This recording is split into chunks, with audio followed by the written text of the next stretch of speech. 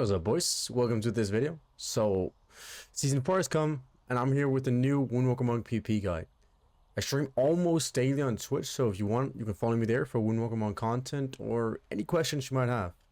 But yeah, let's get into the video. So the first thing we're going to look at is our talents. So if we go in here, we can see not as lot has changed, if anything.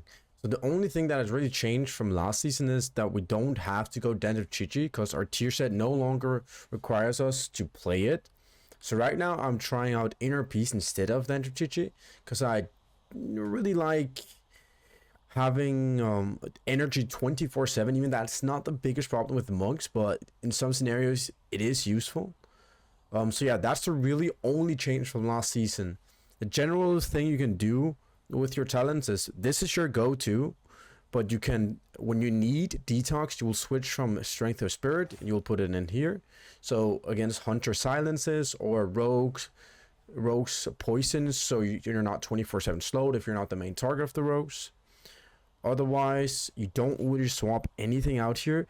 You do go Yulon's Grace actually in a couple of scenarios. For example, if you're facing Affliction Warlock, I would go, or if you're playing double casters where they don't have that much burst, so you more have a passive tankiness in form of Yulon's Grace, so that could be very beneficial. You can also play Dance of the Wind in some scenarios, but generally I always play Dampen Harm, so I wouldn't really recommend it, as Dampen Harm is just an extra defensive that's nice to have. Otherwise, this set over here is pretty much non-negotiable with the changes that I just said. You can play your instant Vivify, but Vivify's healing is so low that it's generally not really worth it, and more worth having a point in Strength of Spirit or in Detox. Over on the right side, as I said, you can now go Inner Peace as you do not longer need Den of Chi-Chi with our tier set, because that's not a requirement in the tier set. So you can go this, or you could go this, or you can even take one in Heart and Souls or Touch of the Tiger. It's really up to you. There's like no cap on it. There's also actually things to do with this right here. So generally I play Serenity, but into certain comms I play Storm, Earth and Fire. If you're not getting rooted, if you're fighting teams that don't mass root you, then I definitely recommend Storm, Earth and Fire. If they don't have AoE stuns, AoE fears, then Storm, Earth and Fire's uptime, if you can have a lot of uptime, is insanely good. It does way more damage than Serenity. As we also going to see, this is 15% and this is 42 times 3. So yeah, it's a lot more damage, and it has 2 charges, and it's a longer, you have it up for a longer time. You have this for 15 seconds, you have this one for 12 seconds. So if you have uptime with Storm and the Fire, it's way better than Serenity. So whenever you can play against matchups where you have uptime, I recommend Storm, Earth and Fire. But yeah, that's pretty much it for the talents here. If we go down to PP talents, nothing changed here. We still play Turbo Fist always, Alpha Tiger always, and then we switch between Grapple Weapon and Reverse Harm. When we can use Grapple Weapon against warriors, rogues, DKs, and so on, we do. If not, then we go Reverse Harm.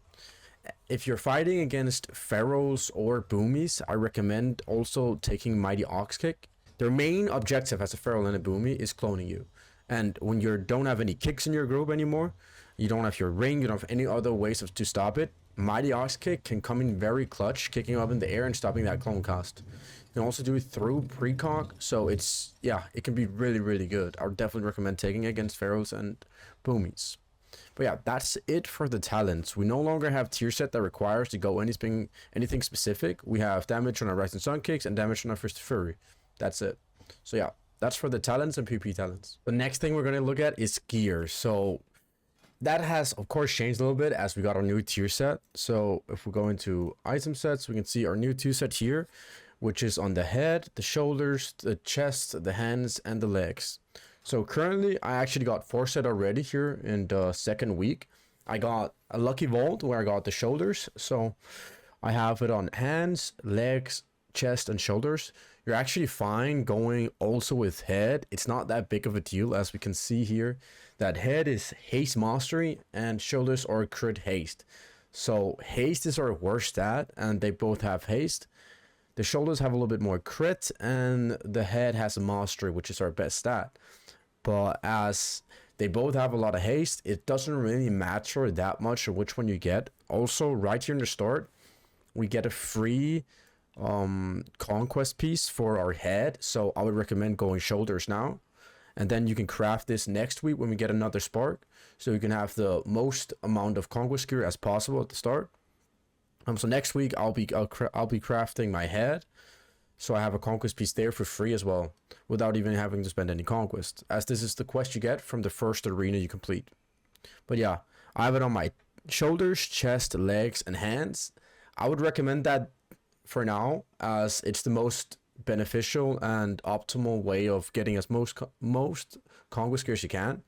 And with our embellishments, what we want to craft is our feet as the first thing, same as last season, and then again same as last season, we want to use blue silken lining on the next thing we craft. So that could, for example, be next week I'm going to craft head, so I'll put it there. So yeah, that's it for the gear. It hasn't really changed at all, except of the tier pieces, of course. And do you want a prior 2 set and 4 set? Yes, the answer is yes. The 2 set and 4 set are both insanely good this season. Our 2 set is nerfed by 50%, so it's 20% Rising Sun Kick increase or Spin Crane Kick, but of course we're going to use the Rising Sun Kick. And the 4 set is not reduced in PP, so that is 21% or Fist of Fury damage when it stacks up for the 3 times, which it usually does, as we do try and get as many RSKs out as possible. So the 2 and 4 set are extremely good, so if you can, get it as soon as possible. The next thing you prior is your weapon. So next week I'll be able to get a 2-hander, as I do have 1,000 conquest, and we'll get 1,250 conquest each week. So yeah, next week I'll be able to get my head and the weapon, and I'll have something more for the bloody tokens. So if you're not doing the bloody token quest, that is also very, very nice for the start. It's the most optimal way of gearing. As you see here, I have the waist, I have the wrist, and I have the back. So I have 3 free pieces there that I would have to use conquest on, but for now I can just use the bloody token and be ahead of everybody else gear wise. A lot of people have used it for their weapons with the 2 1-handers, but I prior with 2-handers, that because it is more damage on your Rising Sun Kicks. So next week I'll get that, but it doesn't really matter that much what you prior, as in time we'll all have the same gear anyways. But for now, this is the most optimal way of getting gear. So we'll also quickly go over stats, and they have not changed forever, and they still haven't. We're still going versatility, mastery, crit, haste, or master, versatility, crit, haste, whatever you prefer. More tanky, more damage, it's up to you. We can also go into race real quick. So the best race to be is Orc for the stun reduction. You can also be Night Elf if you're very good at stealthing some abilities that could be beneficial, you know, stuns and so on. You can also play Dark Iron Dwarf, as they both have an offensive in it and a defensive with cleansing.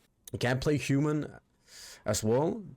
It's decent enough, but it's not the best. I just recommend going Orc in general. Panda is kind of interesting to play. I have a Panda, and it can work for the extra ability, but it's nothing special. You also get a little bit more verse with the Panda food, but not enough to really matter.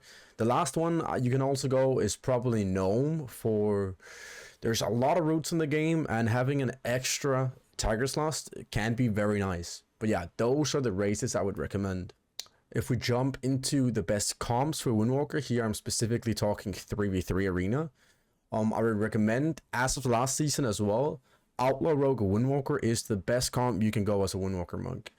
You can play that with a Preservation Evoker or a Holy Priest. Those work most optimal. The second best comp is, funny enough, with a Sub Rogue and then a Holy Priest. So your best 2 comps are with a Rogue. Your third best comp, that can be a lot of different comps, but those 2 are definitely the best you can get. Boomy Windwalker has seen a rise up this season, as Boomy and Windwalker has gotten very good tier pieces. You would normally play that with either Arsham or Preservation Evoker, as you do need a second kick, as Boomy only have Solar Beam, which is not a reliable kick. Otherwise, you can play melee cleaves like DH Windwalker or Red Windwalker to a certain degree of success, but the main 3 I recommend: Boomy Windwalker, Rogue, and Windwalker. Just to throw in there, also your best 2s comps are gonna be Archer Windwalker. That's the absolute best one for 2v2 arena. You can also play Holy Pala Windwalker, Holy Priest Windwalker, and Preservation Evoker Windwalker. You can also play Arsham. You can play a lot of different healers, but your best one is definitely going Archdruid. And then depending on how good your healer is, Preservation Evoker can be extremely good. Yeah, for twos, I would recommend that. Okay, boys, so now to go over the burst rotation for Serenity. So first thing we're going to do, as you see in this clip where I did it, I'm going to build up my hit combo. So this is just for the best scenario you can. You're not always going to have this in arena, have the time to build it up. But as you see, I get my hit combo. I have 5 stacks right now. I'll get 6 before I do the go. I use my Tiger before the go, so I don't have to use a global for that. I also use my Jadefire Stomp, as it is huge to always have your Jadefire Stomp up on the target you want to burst, as it does 12% more damage, so you want to always prioritize that. And I Tiger Palm for the crit damage. I stun him, and I use my Serenity. I also have my Trinket bound to that, and I have my Blood Fury as I'm an Orc. I then use my Strike of the Windlord as the first thing. Or after, I then use my Rising Sun Kick, and as we know, with the tier set, we want to prioritize having as much Rising Sun Kicks out as we possibly can. So then I do Blackout Kicks to reset the Rising Sun Kick. I Rising Sun Kick again, but I see over here, so this right here, this tracks how long I have the crit buff up from Tiger Palm on the target. So as we see, it's fading out now. There's only 1 second left. So what I want to do is I want to Fist of Fury, so I get the crit modifier from Swen's Battle Gear, which is a talent. I can just show you real quick here. So from this talent here, which gives me 40% crit after I use my Fist of Fury. So I use that to get my crit up for my Rising Sun Kicks again. So I Fist of Fury, I Blackout Kick to reset my cooldown of my my Rising Sun Kick and not waste any time with any bad globals. I then Rising Sun Kick, I Blackout Kick again to reset my my Rising Sun Kick, but it didn't reset, so therefore I go for a Fist of Fury, and then I RSK also again to keep my crit up from Swen's Battle Gear. But as you see there, that's the optimal burst rotation with Serenity. You want to get as many RSKs out as possible, having sure that you have the crit buff up and you have Jadefire as well. You can see here at the end, you can see I have my Jadefire Stomp up on the target here, and it doesn't fade while I'm doing my burst. You want to make sure you do that. You can also see, because I'm standing in it, I will get it reset, and it did reset here, so I can use it again afterwards. But that's what you want to do. As many Rising Sun Kicks as you can. That's the main priority. You want to keep your Jadefire up on the target. You want to have it for your burst, as it's 12% more damage. Super important. And then you want to maintain your crit up on the target. So what you can do also now, because we have a new tier set, is with the 4 set that gives you increased Fist of Fury damage, is you can stack it up before you use your go. I wouldn't recommend this, because you want to just do your go quick and fast and get it out as early as you can, so you get it back as early as you can. But as you see here, after I use the Rising Sun Kick after Fist of Fury, I get 1 stack of the tier set, which is 7% more damage. And if I Rising Sun Kick 2 more times here, I will get it up and stacked it all the way. So we can see here, now it's stacked all the way. And if I then do my damage rotation, on this Fist of Fury, I'll let it go, because it's fully up, and then I keep going. So you can't do it like that as well, for the absolute optimal way of bursting, but I wouldn't recommend it, of course, as it does take time to set up, and it's not as easy to get out. But we see here, Fist of Fury does insane damage. It's 21% increased damage with the 4 set, so if you can play around it, it's super nice, but I wouldn't haste it, I wouldn't force it. But yeah, that's the burst rotation with Serenity. Let me go in and show you what you want to do with Storm, Earth, and Fire. Okay, so if we take the burst rotation for Storm, Earth, and Fire, it actually changes a lot. Because with our Serenity, as we see here, it gives us an elevated state where we don't have to worry about chi, because it's free and it's quick. But with Storm, Earth, and Fire, that's not the case. We don't get any free chi, and spending is like regular. So the rotation shifts a lot. First of all, we want to make sure that we get our 6 hit combos up here before we do the go. So as you see here, I'll get it up, And then otherwise, the start is normal. We take our Tiger, we use our Jade Fire Stomp with the 12% damage. Then we Tiger Palm for the crit, we do stun, and then we use our images and our modifiers. Here in this instance, it's my Trinket and my Blood Fury as I'm Orc. I then strike the Windlord just as the last rotation. I into a Rise and Sun Kick. Then I expel harm because I get down to 2 chi and I need 3 for Fist of Fury. I will let this Fist of Fury go all the way here. I use a Blackout Kick and then I use my Tiger Palm again into a Rising Sun Kick. And after that, I'll Whirling Dragon Punch. So that's the optimal burst rotation with images. It changes a lot as we don't have any free or quick chi. So we have to maintain it ourselves. And as you see here, this is the optimal way to do it. Show you it once more here. Not stop it here. So Strike a Windlord, Rising Sun Kick, Expel Harm, Fist of Fury, All Out, we Blackout Kick, Tiger Palm, Rising Sun Kick, Whirling Dragon Punch. And then right there at the end, our Jade Fire also went off, so we did it again. So as before, the priorities shift, but the main one is still keep your Jade Fire up. Here we want to have 6 chi before we do the go, and then because of the way we do it, we keep our crit modifiers up anyway, so you don't have to think that much about that. But again, as last time, as there's more setup with this one, you could actually, prioritize the 4 set and then get the 21% increase with it. So I can show you that real quick. There's also a talent called Transfer the Power, which gives you 3% increased Fist of Fury damage, stacking up to 10 times. So you also get that when you try and build up the 4 set. So you actually get 51% damage increase, as we see here. So 21 plus 30, 51. So if we do the go now.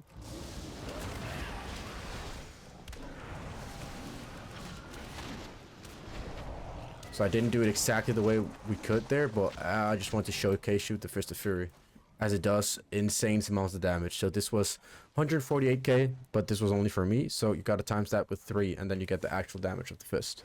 But yeah, you can also utilize the new 4 set and stack the Fist of Fury damage up all the way, if you anyways are already setting up with the chi, but not recommended. But it is a way you could do maximum pump. We just want to go over our normal damage rotation in between burst.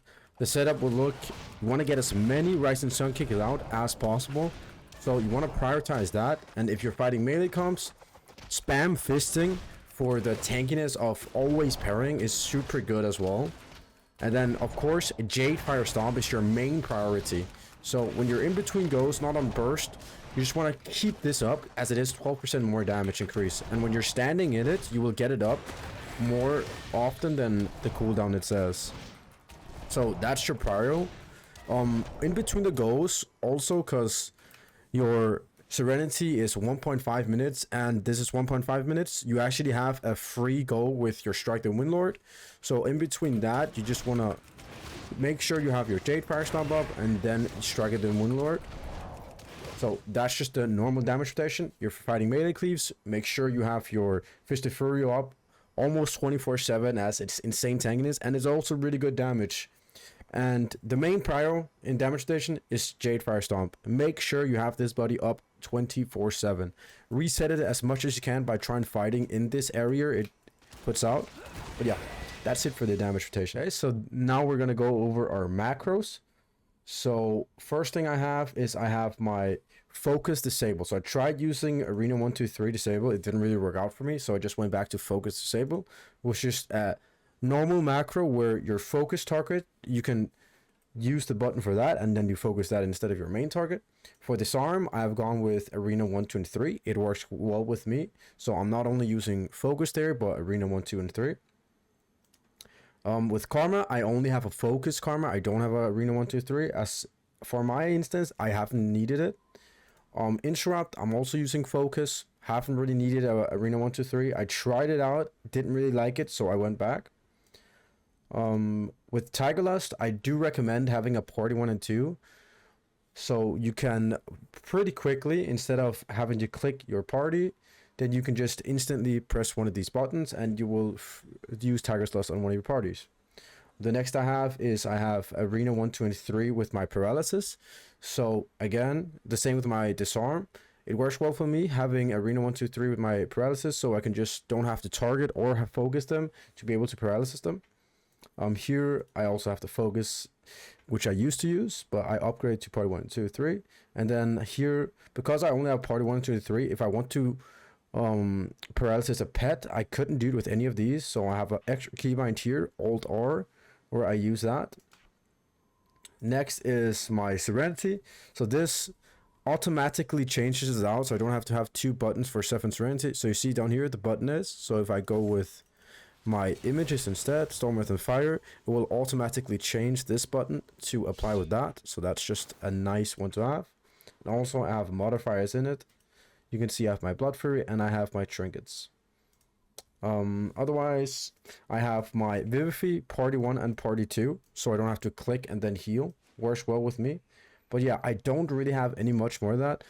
Actually, one more I want to highlight is my on my mount I have cancel auras. So if you don't know what cancel auras are, then when I get a Blessing of Freedom, for example, and I click this button, I automatically cancel it off. So that can be very beneficial if you're with a H spell and you get a freedom for a root, but you are against a mage and you don't want them to get the freedom. Then you would, after you used it for the root, you would take it off and the mage won't be able to steal it. So same thing I have with Time Stop. I have it with my Pet Dismiss as well, and I have it with Cancel or Storm, Earth, and Fire. Sometimes also, if you're using Storm, Earth, and Fire, they're feared, they're stunned, they're rooted, whatever it could be. You want them to get them away to have maximum pressure. You can cancel them also using this. So yeah, I have that on my mount. Works really well for me, and yeah, I really like it. Last thing I didn't mention was my Party 1 and 2 Detox. So same as my Vivify, Tiger's Lust, I have a Party 1 and 2 Detox, so I don't have to click, and therefore Detox. But that's it for my macros. Nothing crazy, just a couple of focus, a couple of Party 1 and 2, and a couple of Arena 1 and 2 and 3. Next thing we're going to go over, and the last thing we're going to go over, is our add-ons. So first one I'd recommend is going to be big debuffs here. This, as you see, increases the debuff size of crowd control effects on Blizzard raid frames. So this is a Blizzard raid frame. I use my paralysis, it comes up here. Super nice for awareness. Next one I could recommend is details. Probably you have this already, but if you don't, I recommend you getting it, because you can break down your own damage rotation. You can see why you died with deathlogs tracking. You can see who broke the CC. You can see whatever you want to CC with it. So very beneficial. Next one I want to show is diminish. So diminish is a DR tracker that you can set wherever you want. I have them set to myself, my focus target, and my Party 1, 2, and 3. So you can see here, if I stun this, you can see there's a DR tracker that comes up here that tells me that stuns are on DR right now. So that is also hugely beneficial. Next one I want to talk about is Doom cooldown pools. So not the most popular add-on, but I definitely think it's very nice to have. So it's a tracker for my cooldown. So we see that I just used Rising Sun Kick. It's coming up here in 3 seconds. But right before it comes up, we can see that it pops up here in the middle of the screen. So again, it just helps you with awareness, so you don't have to look down on your own buttons. Next one is Gladius EX. So this takes me to also S arenas, which is what I use for my Arena 1, 2, and 3 targets. So I can show you them here if I test them. So I test 3s, and I'll test my S arena as well. So you see I've placed them so they're right above my enemy nameplate, so I can track whatever I need to track with the CDs they have. I use that, and I use Omni CD, which I track for other stuff. But the next one is Omni Bar, which is the one I also track with. So if I test this, so I have the main cooldowns of my enemies up here, but I have short ones with Omni Bar, so it doesn't clog up my stream or my screen. So I can show you if I test. So you see here, these are all short cooldowns. They're all under 1 minute, so they don't appear a lot at the same time, which I find very beneficial. I like having some tracks up here as well.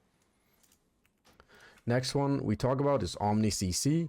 So as you see here, when I paralysis, it goes down and tracks it for 1 minute. I use it here, it says 15 seconds, so that just keeps a track of everything I have. Next one is Omni CD. So this is very nice for my party 1, 2, and 3 trackers. So I can show you an in-game scenario here. Here you can see that on the left side here on my party frames, I have trackers for my party's cooldowns, which is nice. So you don't have to use your, if you're in voice, your comms on that, or if you're off voice, you know what they have, what they don't have. Next one we have is we have pre-made groups finder. This is not an essential one, but it's just a nice to have add-on. We go into the arena here, we can see the rating is displayed. I can track if I want to find only healers. So if I go into 3s, there will be a healer in each one of these groups. I can also say I don't want any DPSs in them. So this one is only with the healer, no DPS. So yeah, just a nice to have add-on. Next one I recommend is S Arena tied with my Gladius here. So those are my nameplates I use instead of the default Blizzard ones. And the last two are the most important in my opinion. They're going to be Tell Me Whens. If you don't know about Tell Me Whens, they're kind of like weak auras. They're just easy to set up in my opinion. I have never really understood weak auras. But I have it for my Skyreach and Skyreach Exhaustion. I have it for a lot of things. You can see here when I get in combat, it tracks. It's what tracks these things. So I have my hit combo, I have my crit, I have my Alpha Tiger, I have how long the debuff is on him. If I use my Fist of Fury and I stop it, I'll get the crit buff here. So again, it's just for awareness for myself to know if I have these things up. If I don't, how long there's left on these, my Jade, Fire Stomp, etc. So it's just very beneficial with your awareness. It just helps you in arena. So why not have something that helps? And at the end, we of course also have weak auras. You're not a real PvPer in 2024 if you don't use weak auras. They're a huge advantage and everybody should use them. So I have one that's a little bit boring, but that's my auto queue. So it just showcases, I can show you here, I redo it. It's just when I'm in queue, it just puts it up here so I can track it. So I don't have to click down here and see how long it is. So that can be very nice. Otherwise, I have Dispel Venom, which is the Hunter Silence. Nice to have up here so I know when it comes. I have Drink from the enemy healer whenever he's drinking. I have enemy CDs that pop on my screen when they use. I have healer and CC. This is huge because this will always say when my own healer is in CC. So when I see this pop on the screen, I know when to pre-kite. I have the Shroud up here so I know when not to CC. I have Party Cost Buys. So this is also very huge actually. So if they're casting a Polymorph and you are considering using paralysis on the target, you know not to do it if they get it. So you can see here, I actually have to be in a arena. I'll show you an in-arena example now. As you see here on the left side on the party frames, they're displayed that my party members are using some costs. So I know if I need to do stuff or I don't. The next one we'll have is, again, more PP cooldown announcements because I didn't feel it was enough with the enemy CDs. We have PPQ. Oh, my bad. I said earlier that auto queue was this, but auto queue is this button up here, which automatically accepts queues for me. I have T nameplates, which on totems displays what they are. And I have a touch of karma. So whenever I use my karma, I have it here, how much there's left of it. Also very useful, so I know when it breaks and when it doesn't. But yeah, those are the weak auras I have. I also have a Searing Glare one, which didn't work, so I used Tell Me When for that. And I have an Arena Panda buff so when I'm on my arena, or when I'm on my Panda character. But yeah, that's it for my add-ons, and that's really it for the video, boys. I hope you enjoyed. I tried to do a good overall in-depth guide for Windwalker Monks in PP. And if you liked it, please give it a like, comment, and subscribe, boys. And I'll see you guys next time. Peace out.